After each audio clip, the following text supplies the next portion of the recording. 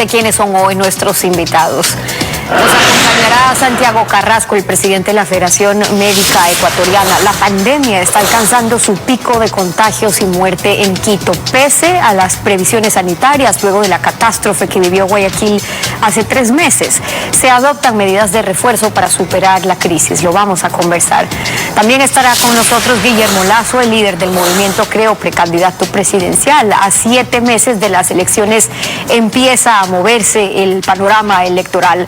La pandemia ha agravado la crisis económica, aumentó el déficit, el desempleo, el endeudamiento. Las elecciones presidenciales aparecen como un espacio para propuestas más ambiciosas. ¿Será la tercera la vencida? Lo vamos a conversar también. Son las 7 de la mañana con 4 minutos. Guillermo Lazo, líder de Creo, bienvenido a Contacto Directo. Muy buenos días, Stephanie, a sus órdenes. Buenos días también. Usted saludó en Twitter la decisión de Jaime Nebot al confirmar que no será candidato presidencial por el PSC en el 2021. Usted llegó a la segunda vuelta en 2017, Nebot lo hizo en el 96, mientras que Rodrigo Borja, Sixto Durán, Abdalá Bucaram sí lograron la presidencia, pero al tercer intento. Con el espacio electoral que deja ahora Jaime Nebot en Guayas, ¿está confirmado que va a correr por esa tercera? Sí, definitivamente que sí. Por supuesto, Dios mediante, y la voluntad de los partidarios del movimiento Creo también. Pero mi decisión es correr por la tercera ocasión para en esta ocasión ganar la presidencia de la República, porque el Ecuador sí tiene salida, Steffi. Perdón. Desde que Jaime Nebot anunció su decisión de no correr como candidato presidencial, parece que hay lo un hizo en problema el con año el audio. 98. Vamos a ver si logramos solucionar ese problema en el audio que me dice. ¿Usted me puede escuchar ahora bien? ¿Usted me puede escuchar ahora? Perdóneme, Steffi, pero no escucho lo que usted me está diciendo. No me escucha, perfecto. Parece que tenemos problemas de audio. Déjeme hacer un último intento y si no, permítame hacer un corte y vuelvo con usted para resolverlo. De hecho, me confirman que vamos a solucionar ese problema de audio para poder conversar bien cuando son las 7 de la mañana con 6 minutos. En instantes vamos con eso. Antes, permítanme contarles que 21 personas fueron llamadas ya a declarar ante la Fiscalía del Guayas dentro de la investigación por el delito de asociación ilícita. Esto es en torno al caso en el que las agentes realizaron un allanamiento en el mismo edificio donde un día antes unos delincuentes fingieron ser policías e ingresaron a robarse, a sustraerse las bitácoras y las computadoras. La Fiscalía los convocó para este lunes 29 de junio. Eran 21 personas las que debían declarar dentro de la investigación que siguen los agentes por el presunto delito de asociación ilícita, pero solo acudió la actriz Flor María Palomeque. Su abogado dice que ella no tiene nada que ocultar. No existe prueba alguna, no existe relación alguna comercial entre mi cliente y ninguno de los involucrados en esta lista. Flor María nunca ha vendido un insumo médico. Esta investigación es liderada por la Fuerza de Tarea de la Fiscalía General, en la que se indagan las irregularidades en los contratos millonarios con diversos proveedores de insumos médicos durante la pandemia. También debían acudir, pero no fueron, la actriz Carolina Jaume, su esposo Alan Senk y su cuñado Federico Senk, el presentador Emilio Pinargote, la modelo Jocelyn Mieles, el expresidente Abdalá Bucaram Ortiz, además de ex trabajadores del Hospital Teodoro Maldonado Carbo. También fueron convocados los prófugos Gabriela Pazmiño, su esposo Dalo Bucaram y su cuñado Michel Bucaram, además de los hermanos Noé y Daniel Salcedo. Este último continúa hospitalizado luego de que intentara fugarse. Hasta el cierre de este reportaje no pudimos hablar con ellos ni concretar una entrevista con sus abogados. Pero en torno a esta investigación, este lunes, la Fiscalía realizó un allanamiento en el 5º piso de este edificio que habría sido frecuentado por Daniel Salcedo, procesado por peculado. No hubo detenidos, pero sí se decomisaron 4 bitácoras del edificio en el que quedaron registrados los datos de los conductores que ingresaron con sus carros al garaje del inmueble en lo que va del 2020. Sin embargo, horas antes de este allanamiento ocurrió otro suceso. La Fiscalía también investiga un robo que se registró la noche de este domingo. 5 delincuentes disfrazados de policías ingresaron a estas instalaciones y no solo se llevaron computadoras e impresoras, también la bitácora en la que se registra el ingreso y salida de las personas. Los sujetos ingresaron hasta el cuarto de cámaras para borrar todas las evidencias, pero no se llevaron algo importante: 4 bitácoras del ingreso de los vehículos que finalmente fueron decomisadas la noche de este lunes. Este fin de semana los agentes realizaron allanamientos en otros edificios para incautar más bitácoras y evidencias. Con estos importantes documentos, la Fiscalía podría identificar quiénes formaban parte de estas redes de corrupción que operaban en los hospitales del Seguro Social. Retomamos contacto ahora con el líder de Creo, Guillermo Lazo. ¿Me confirma ahora que me puedo escuchar bien ahí?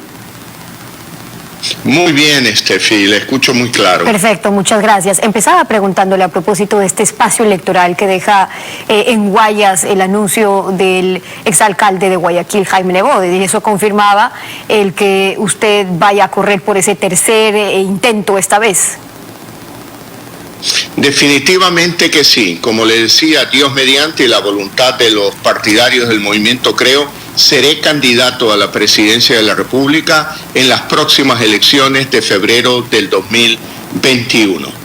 Desde que Jaime Nebot anunció esa decisión de no correr como candidato presidencial, lo hizo en el 98 de hecho, el PSC ha apoyado con éxito, por ejemplo, a Yamil Maguad para presidente cuando Nebot fue como primer diputado nacional, luego sin tanto éxito a otros candidatos propios del PSC, a Javier Neira o a Cintia Viteri. Lo que ahora anuncian es que van a apoyar a un candidato propio o de otro partido. ¿Usted esperaría un apoyo del PSC para unir fuerzas en Guayas o ya se sabe que es a otro candidato que van a apoyar? Nosotros estamos trabajando como en todas las campañas electorales, con mucha decisión, con mucha firmeza, para recorrer el Ecuador, conversar con los ecuatorianos, escuchar sus inquietudes, escuchar cuáles son sus sueños. Lo haremos a paso firme, sin duda alguna, y haremos alianzas con algunos partidos políticos del Ecuador y algunos movimientos sociales del país. Ya queda claro que no podremos contar con el Partido Social Cristiano y ese es un hecho real. Así que continuaremos trabajando con las bases del movimiento Creo y con todos aquellos ecuatorianos que quieran participar de este proyecto político, que es el proyecto de la esperanza para lograr prosperidad en un Ecuador de oportunidades para todos. El exalcalde también anunció una consulta popular y lo hizo en este contexto, recordemos. Ningún personaje, institución o ideología los ha sacado de la pobreza y el desempleo y llevado a la prosperidad. No han querido o no han podido. Solo tú, solo ustedes, solo el pueblo en su conjunto puede hacerlo actuando directamente a través de una consulta popular de iniciativa ciudadana. Yo espero, mire, si la gente aquí actuara rápido, esto se podría hacer, por ejemplo, coincidiendo con la segunda vuelta. La consulta debe pasar por el filtro de la Corte Constitucional y hay otra consulta que la promueve desde hace tiempo el Comité por la Institucionalización de la Democracia y plantea eliminar el Consejo de Participación, transformar la Asamblea con 2 cámaras, reforzar la labor de Fiscalía. ¿No tendrían cabida 2 consultas, aún siendo preguntas distintas para los mismos tiempos? ¿Cuál lo apoyará usted? Me parece que la iniciativa ciudadana liderada por Pablo Dávila y algunos otros profesionales del Ecuador han avanzado muy rápido y desde hace mucho tiempo atrás con temas muy concretos. Pero déjeme decirle algo, Steffi. La pobreza solo se supera generando riqueza. La pobreza no se supera con más leyes, con más declaraciones líricas. La pobreza se supera creando riqueza. Y crear riqueza en el sector público del Ecuador es duplicar la producción petrolera en 4 años de gobierno, para con esos recursos poder atender los problemas de las finanzas públicas y también poder atender las necesidades de inversión que deberá llevar a cabo un futuro gobierno.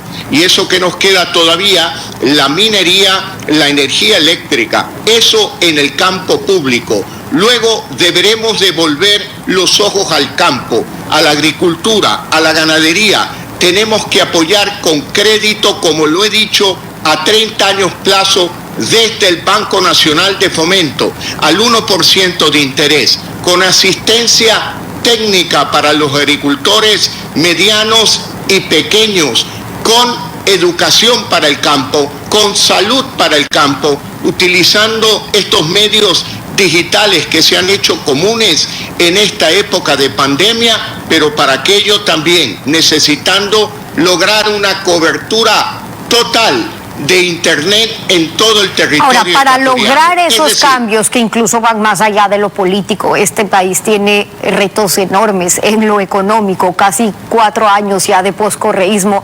¿Se ha mantenido el modelo económico estatista por seguir con las mismas reglas de juego? ¿Aún usted no cree que es necesaria una constituyente para cambiar ya el tablero? Es necesario algunos cambios en la Constitución, sin duda alguna que sí, Steffi, pero no podemos decirle a los ecuatorianos, espera en tu casa un tiempo más para conseguir un empleo. Mira cómo te las arreglas con la comida de tu familia, el estudio de tus hijos y la salud de tu esposa. No le podemos decir eso. Tenemos que entrar directamente a tomar decisiones que no requieren de nuevas leyes, que no requieren de cambios en la Constitución, pero que le pueden permitir al pueblo ecuatoriano contar con nuevos recursos en el campo petrolero para poder resolver los problemas de la economía ecuatoriana. Y de eso se trata, porque de la pobreza no salimos ni con más deuda, ni con ingenio para renegociar la deuda, sino creando riqueza en todos los campos del convivir nacional. Y se trata también de quién va a poder implementar esos cambios o no. Los sondeos de intención de voto ahora no señalan a un favorito.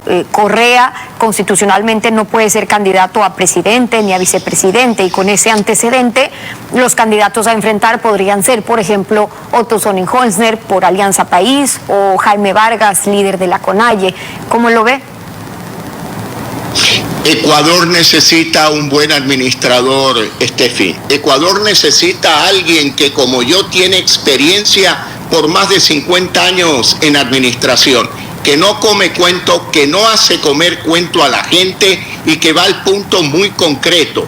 Tenemos que luchar contra la corrupción, tenemos que ser eficientes en la administración de recursos del Estado, tenemos que bajar el gasto público con creatividad, sin afectar sectores sensibles como la educación y la salud, pero tenemos que ser muy creativos a la hora de crear riqueza. El Ecuador es un país muy rico, pero muy mal administrado en los últimos años. Usted puede comprender que Ecuador tiene el doble de las reservas petroleras que Colombia, y sin embargo produce la mitad del petróleo que produce Colombia. Ese es un descuido de los gobiernos en los últimos 14 años, porque han vivido de la luna de miel del alto precio del petróleo. Nunca consideraron que el precio bajaría a promedios de $40, de $50, pero hoy es el camino trabajar en el sector petrolero para duplicar la producción petrolera. ¿Que eso implica esfuerzo? Claro que sí. ¿Que eso implica sacrificio? Claro que sí, porque la pobreza no se la elimina cómodamente mirando televisión, acostado en una cama. La pobreza se le elimina creando riqueza.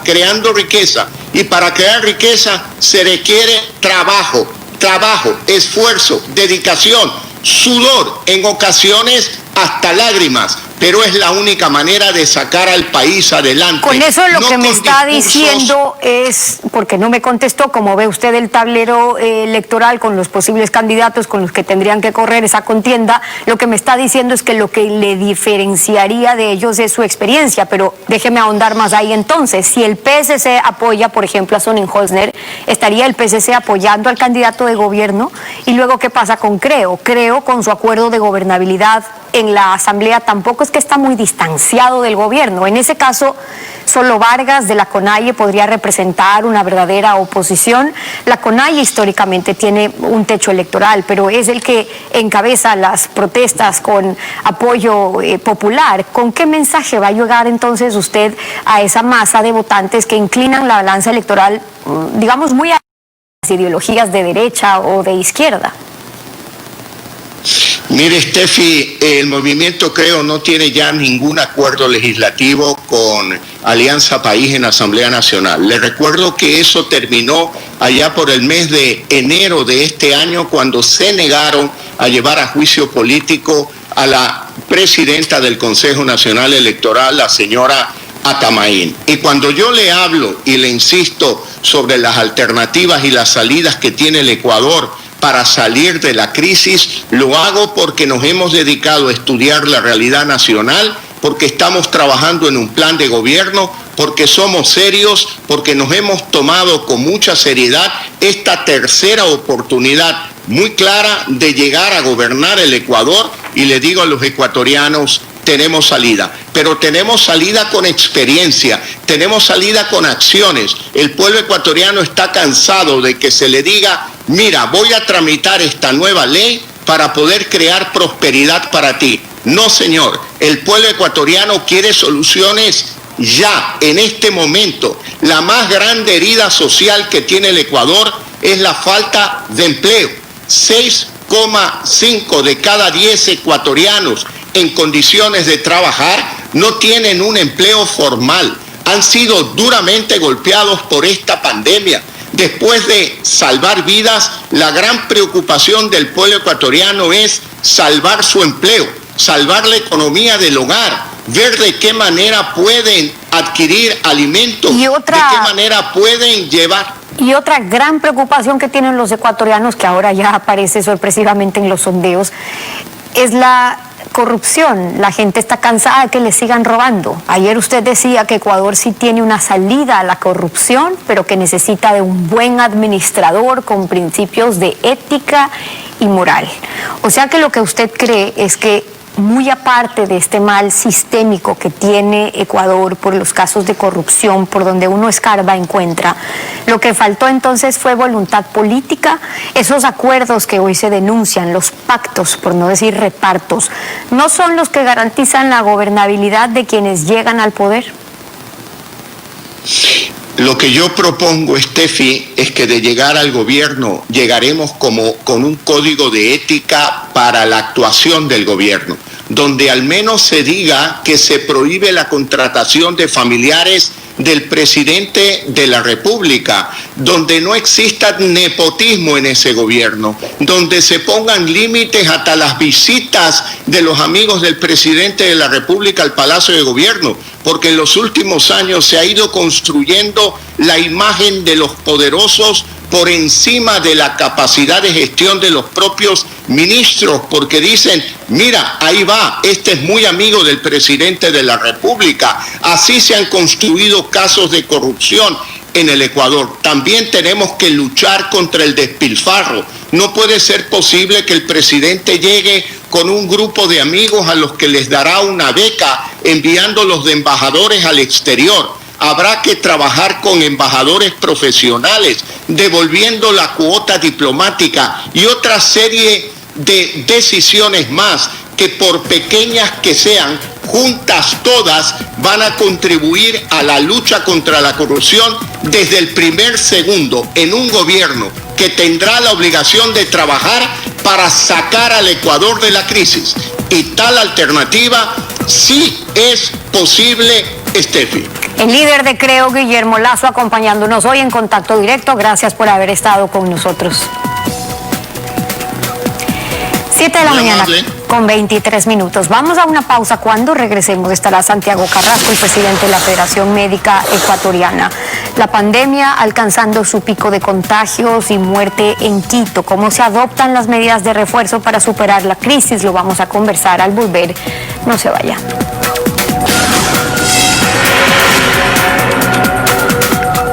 Más de 800 de hecho, contagios de COVID-19 se incrementaron en Quito en solamente una semana. La tendencia ascendente también se confirma en los laboratorios que están procesando pruebas que han tenido que implementar más recursos frente a la demanda. Los laboratorios autorizados incrementaron sus equipos e implementos frente a la demanda de pruebas de COVID en las últimas semanas. Por ejemplo, en SYNLAB pasaron de procesar 300 test a 1.200 por día. Reciben las muestras de todo el país. Antes Quito representaba solo el 15%. Hoy las cosas cambiaron. Ahora están representando alrededor del 35-40%. Eso se traduce aproximadamente entre unas 300-400 muestras por día que vienen de Quito. En Sunita y Sunita la situación es igual. Aumentó la demanda e incrementaron recursos. Al inicio de la pandemia, la mayoría de pruebas que teníamos positivas provenían de Guayaquil. Después, como en la semana 18, que más o menos es abril y mayo, las pruebas son netamente de Quito, sus alrededores. El laboratorio de la Cruz Roja también con nueva tecnología pasó de hacer 300 pruebas por día a casi 1.000. Más o menos en porcentaje, entre un 38 o 40% de las personas que se están realizando ahora la prueba están saliendo positivas. Y esos datos se confirman también en las cifras oficiales. De los 6.571 casos confirmados de COVID en Quito, 824 corresponden solo a los últimos 7 días. Y según el ministerio, solo son los resultados de 2.381 pruebas. El pasado 24 de junio se registraron 165 casos más. Fueron 81 el 29 de junio y ese 30 se confirmaron 118. A esto se suma que de las 501 muertes por esta causa, en estos 7 días fallecieron 45 personas. Pero todo está bajo control, dicen las autoridades.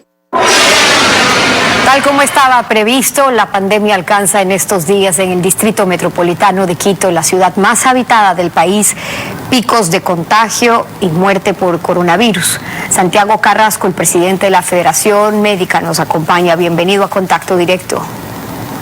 Buenos días, Steffi, muchísimas gracias. Un saludo fraterno de la Federación Médica Ecuatoriana para todo el país. Buenos días también. Ante la catástrofe sanitaria de Guayaquil 3 meses atrás, en Quito las autoridades de gobierno nacional y municipal tomaron previsiones, pero estamos viendo que han sido superadas por los hechos. El ministro de Salud, de hecho, el lunes tuvo que anunciar algunas medidas adicionales. Escuchemos. No se quede en casa, tienen que ir al centro médico, al subcentro de salud, al hospital más cercano. Hemos adecuado varias áreas, las áreas de emergencia en los diferentes hospitales, a las completas de hospitalización para recibir a esos pacientes. No hay un paciente, no debe haber ni un paciente que se quede sin la atención que se merece. En el Hospital Pablo Arturo Suárez hemos preparado a personas que están como médicos internistas, médicos familiares, etcétera, para que atiendan ese tipo de pacientes. ¿Son suficientes las medidas adicionales que hace falta? ¿No debería haber pacientes que se queden sin cama, pero está ocurriendo? Sí, y tenemos que informar absolutamente la verdad. Y la verdad sin ánimo de crear pánico, ni crear conflicto, ni mucho menos. La verdad es que estamos colapsados y la verdad es que no tenemos todo lo que deberíamos tener para atender a toda la cantidad de pacientes que vienen infectados. Pero la realidad grave de esto es que no deberíamos tratar de vencerle a esta enfermedad en los hospitales, porque a los hospitales llegan los pacientes que lamentablemente no hemos podido controlar en el nivel primario. Y la propuesta de la Federación Médica desde que inició esta pandemia fue: debemos controlar en el nivel primario. Costa Rica, por ejemplo, es un país que ha controlado en el nivel primario, atención primaria de prevención, con la activación de los líderes comunitarios, de los vigilantes epidemiológicos comunitarios, que son fundamentales. Ahí se gana la pandemia, ahí se le gana este virus, ahí se evita que nuestra gente vulnerable, la gente de edad que tiene además comorbilidades como hipertensión, diabetes, enfermedades catastróficas, etcétera, que son los que realmente se enferman gravemente, tengan que ir a los hospitales. Entonces, nosotros decimos, no es cuestión de ir a hospitales porque está colapsado. La gente se ha muerto en las ambulancias, la gente se ha muerto en las carpas de espera y la gente espera desesperadamente afuera de los hospitales para lograr una cama. Esta es la verdad y esto hay que decirlo y no con afanes políticos ni de grupos ni de hacer quedar mal a nadie. ¿Cómo están en cuanto al personal médico, de enfermería, los implementos de bioseguridad, la falta de voluntarios, el temor también en el personal de salud o la falta de camas? Es decir, vemos escenas que son un poco repetidas, las que el país está viendo, pero ya en distintos puntos del país. ¿Cómo está la situación en los hospitales, en los centros de salud? La situación en los hospitales y centros de salud a nivel nacional es, yo diría, problemática, yo diría grave, yo diría que deberíamos tener claridad de que esto es así a nivel nacional. Todas las denuncias, toda la información, todos los reportes de los colegios médicos provinciales es exactamente la misma. Tenemos un colapso a nivel de los hospitales, de los centros médicos, etcétera. Médicos, por ejemplo, que vienen desde Orellana, por decir algo, por ejemplo, desde Orellana con 2 pacientes, buscando una cama aquí en Quito con COVID, porque en Orellana ya no tienen y están saturados. Y hemos tenido que lamentar la muerte de mucha gente, y ya comentaremos de los médicos también. Y es todo un trámite para buscar una cama aquí en Quito, y se demoró alrededor de 1 día y medio en lograr una cama para que pueda ingresar un paciente con COVID, solo por dar un ejemplo. Entonces, hay un colapso en este tema, y ese colapso se da porque lamentablemente no estamos controlando a nuestros pacientes donde debe controlarse, que es en la comunidad. Las pruebas rápidas, ¿cómo han funcionado? Porque resultaron insuficientes, es decir, no se pudo cubrir el pico de la demanda. Primero que importaban 200.000, luego 100.000, luego que poco a poco, luego los escándalos de corrupción con esas mismas pruebas. Si no se hacen las pruebas suficientes, uno, no pueden prevenir los contagios, pero luego tampoco pueden ver la inmunidad de la población, que Quito ya tenía un alto porcentaje de inmunidad, dijeron las autoridades. ¿Qué pasó ahí? Sí, precisamente este tema de controlar a nivel de la comunidad va porque tengamos absolutamente todos los temas de insumos y especialmente este tema de las pruebas. Y estas pruebas hemos visto que han sufrido una de las cosas más serias y graves que tenemos en el país, y por lo cual la salud pública está en crisis, que es la corrupción. No se ha escapado absolutamente nada de la corrupción. Si hablamos de pruebas, hay corrupción. Si hablamos de insumos, hay corrupción. Si hablamos de mascarillas, hay corrupción. Si hablamos de todos los temas médicos, de gente que está ahí al frente de esta pandemia en este momento, por ejemplo, economistas al frente de hospitales de especialidad como el Baco Ortiz, o un abogado joven al frente de un hospital de especialidad como la Maternidad del Sur. Es decir, gente que no está capacitada, gente que no tiene experticia. Eso también es corrupción. Y al ministro le hemos dicho, rodéese, la Federación Médica está dispuesta a poner el hombro, rodéese de la mejor gente, con experticias, con capacidades, gente buena, gente honesta, gente con principios, digna, solidaria. Rodéese de la mejor gente del Ecuador, de ecuatorianos que sí hay, de la mejor manera para poder enfrentar esta crisis. En una cadena nacional de radio y televisión, el presidente anunció también medidas adicionales, hizo un llamado. Veamos. ¿Cómo es posible que en los primeros 15 días de junio se hayan reportado 1.200 fiestas a nivel nacional, que tuvieron que ser suspendidas por la Policía Nacional? 57.000 conductores de motos y vehículos han sido sancionados por infringir la prohibición de circulación, y 106.000 ciudadanos por violar el toque de queda. Y peor aún, 8.000 lo han hecho nuevamente, 8.000 infractores reincidentes. La pandemia no termina con el cambio de color de semáforo en las ciudades. Ahora, como nunca, la responsabilidad es más grande, es mucho más grande. En el caso de Quito, tomaremos 3 acciones concretas. Primero, más controles en la circulación en 4 zonas: Centro Histórico, Panecillo, Chiribulo y la Ecuatoriana. Segundo, mejor y mayor control a las ventas informales. Y tercero, incremento de la capacidad de atención en salud. Después de más de 3 meses de encierro, de confinamiento, la gente cree que lo peor ya pasó. Pero ayer escuchábamos a la OMS decir lo peor todavía está por venir. Que no haya un brote como el que ocurrió en Guayas, en Guayaquil, dependerá del cuidado que tenga en estos días la ciudadanía también. Absolutamente claro. Nosotros habíamos dicho que no es buena idea pasar del semáforo rojo al amarillo ya hace más o menos un mes. Les dijimos no en base a algo que se nos sale de no sé dónde, dijimos en base a evidencia médica, a evidencia científica, académica.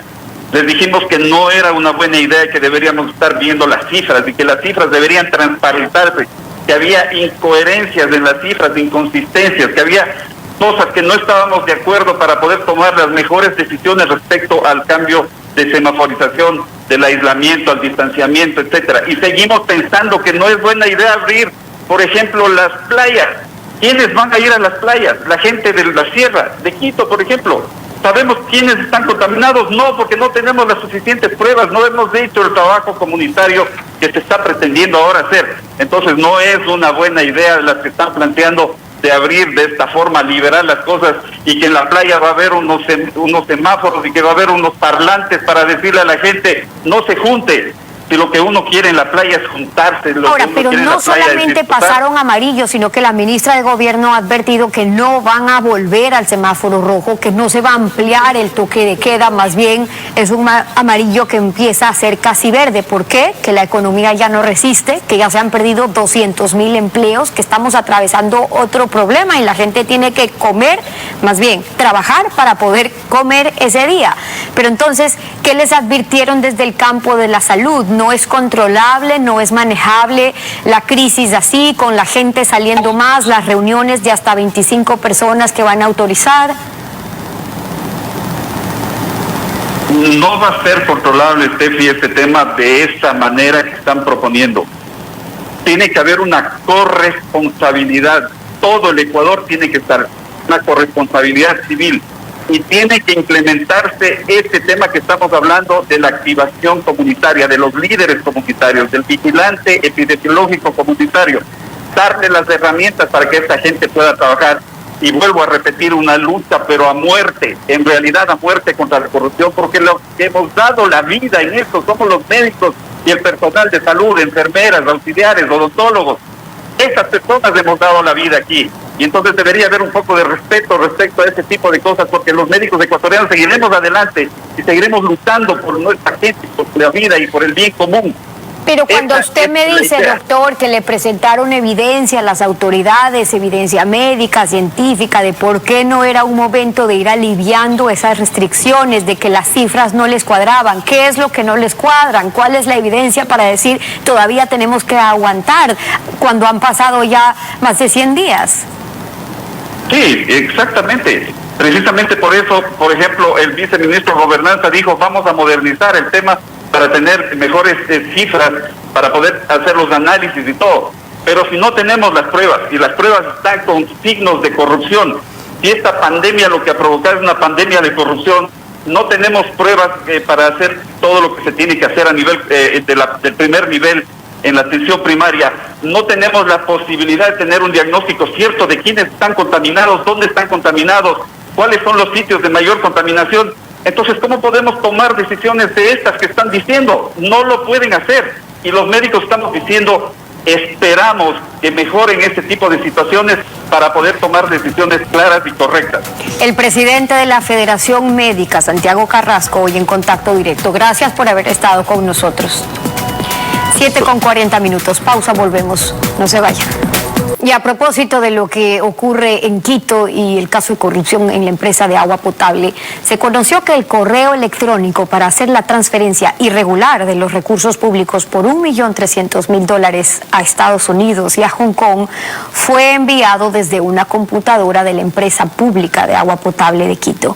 Así lo reveló la gerenta del Banco Central, Verónica Artola. La empresa de agua potable de Quito sigue en la mira por las transferencias irregulares de más de $1.300.000 enviados desde la cuenta que esta institución tiene en el Banco Central hacia Estados Unidos y Hong Kong el 2 de junio pasado. Este martes, en una entrevista, Verónica Artola, gerenta del Banco Central, reveló que el correo para autorizar las transferencias fue remitido desde una computadora de esa empresa municipal. Es que el correo electrónico fue mandado desde una computadora de la EMAPS de Quito. Tenían los requerimientos necesarios, el formulario como tal, que tiene que tener cada uno de los requisitos bien llenados, es decir, a dónde va, el monto, incluso con las firmas autorizadas registradas en el Banco Central. Nunca las cuentas del Banco Central fueron hackeadas. Afirma que se ha hecho el seguimiento al origen de ese correo electrónico. Esta información ya fue enviada a la Fiscalía y a la Contraloría. Que cuando ya el 2 de junio a las 4:30 de la tarde el tesorero de la EMAP se comunica con Banco Central, automáticamente como Banco Central hicimos las gestiones para detener esos pagos. En ese momento lo que le dijo verbalmente a los técnicos del Banco Central es que su email había sido hackeado. Las transferencias realizadas al exterior, solicitadas por la empresa de agua potable de Quito, según su nuevo gerente, no se justificaban. $671.000 para el pago de camiones de eliminación de basura, $493.000 para adquisición de mascarillas. Esos montos ya fueron recuperados. Y sobre los restantes $173.000 para el pago de plantas industriales, transferidos a Hong Kong, el funcionario dijo: no están perdidos, lo vamos a tratar de recuperar. Pero el último pago ya llegó hasta el usuario final y ahí es cuando ya tiene que intervenir otras instancias en Hong Kong para que puedan devolver esos recursos. Hasta el momento se conoce que al menos 60 funcionarios de la empresa de agua potable fueron separados de la institución, mientras continúan las investigaciones para saber quién y para qué se transfirieron esos valores de las arcas públicas de la capital. Con eso concluimos esta emisión en Contacto Directo. A ustedes, gracias, su confianza y sintonía. Ya viene Televistazo en la Comunidad.